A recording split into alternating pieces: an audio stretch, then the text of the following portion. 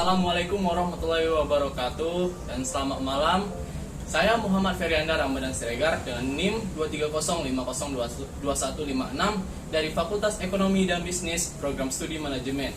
Kali ini saya akan mewawancara berbagai narasumber tentang apa itu Orde Baru, Orde Lama, dan masa reformasi.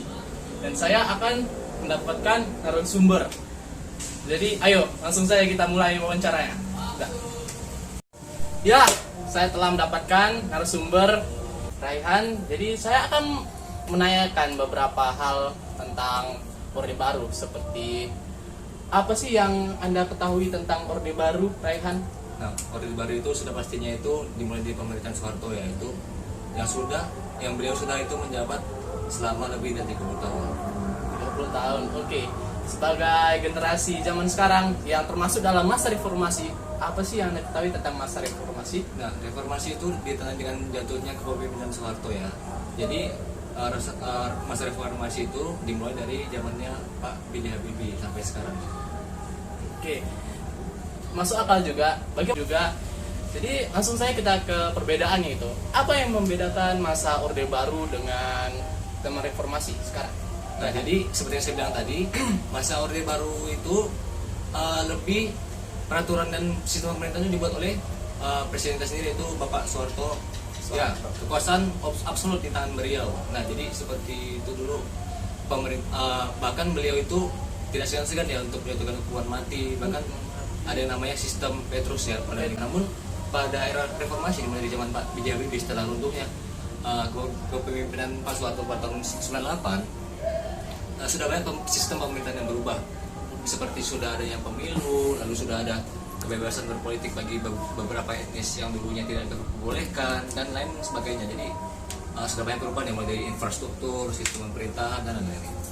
Oke, tampaknya lebih bebas di zaman reformasi ya. Iya, benar.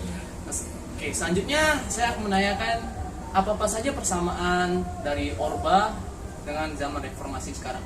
Nah, jadi yang persamaan itu memang masih kita sistem pemerintahan kita belum berubah ya, masih tetap presidensial. Nah, jadi di mana peraturan itu dibuat dari legislatif ya, presiden sebagai eksekutif. Nah, jadi tidak ada yang namanya keputusan presiden itu tidak bulat lagi, tidak bulat sepenuhnya, bahkan bisa ditentang. Kalau zaman dulu itu, pada zaman Orde Baru itu ada yang menentang keputusan Pak Soeharto itu bisa hilang orangnya. Itu bahasanya. Menarik sekali. Tapi saya masih penasaran mengenai tentang Orba dan reformasi. Terima kasih ada saudara Raihan karena telah menjawab pertanyaan-pertanyaan dari saya. Oke, saya akan lanjutkan ke beberapa narasumber lagi. Oke. Ya, setelah narasumber ke-1 tadi, tapi saya masih penasaran mengenai Orde Baru dan masa reformasi. Baiklah, saya sudah mendapatkan narasumber kedua. Saya perkenalkan diri.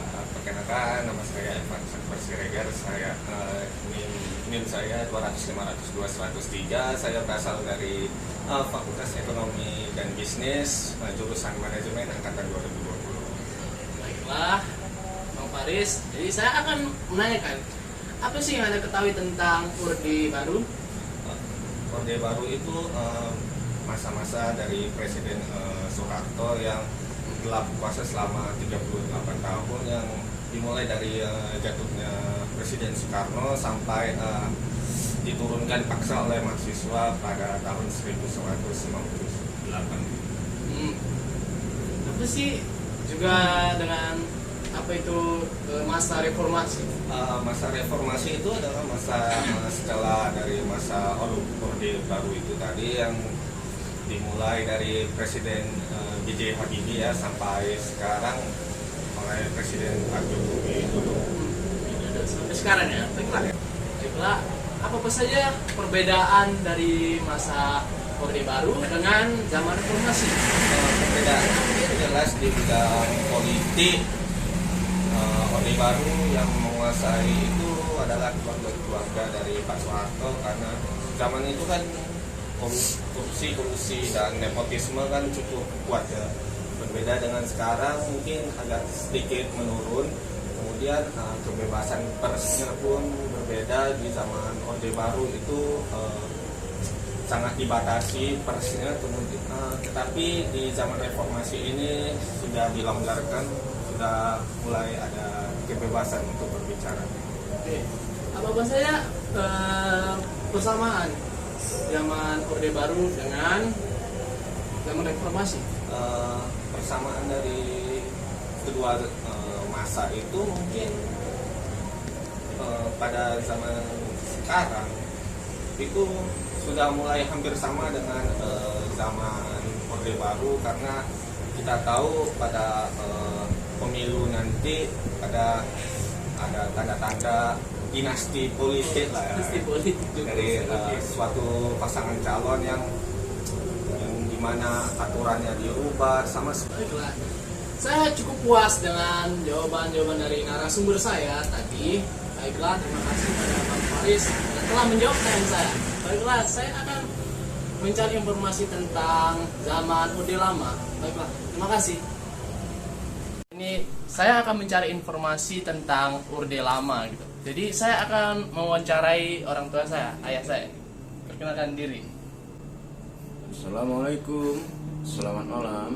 Saya Haji Ikhwan Jufri, orang tua daripada Muhammad Feriadla Ramadan.